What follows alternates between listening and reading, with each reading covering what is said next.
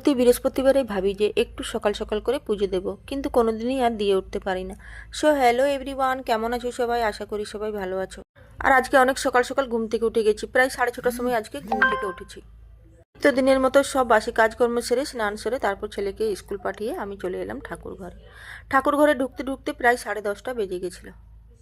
ঘটের নিচে যে ধানগুলো আমি দিই সেইগুলো কিন্তু সত্যিকারে এবার ইঁদুরেই খেয়ে নিয়েছে। এবার আমি ঘটের নিচে একটু আতপ চাল দিয়ে দিয়েছি। যতক্ষণ না আমি ঠাকুর ঘরে গিয়ে পুজো দেবো, ঠাকুরকে ভোগ দেবো, ততক্ষণ কিন্তু আমার ঠাকুর না খেয়ে থেকে যাবে। এমন নয় যে আমার বর পুজো দেয় না, আমার যদি শরীরে কিছু প্রবলেম থাকে তখন কিন্তু ওই পুজোটা দিয়ে দেয়।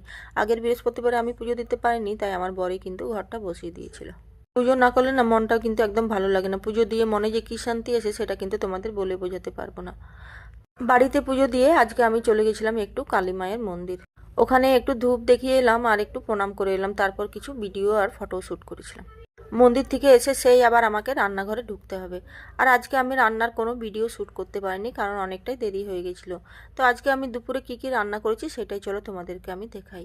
প্রথমেই আমি করেছি ভাত, তারপর অরহর আর মুগ ডাল, আর করেছি লাল ডাঁটা আলু পোস্ত, আর বেগুন আলু নিম দিয়ে ভাজা, আর করেছি কুল চাটনি। তাহলে ভিডিওটা আমি এখানেই শেষ করে দিচ্ছি। টাটা।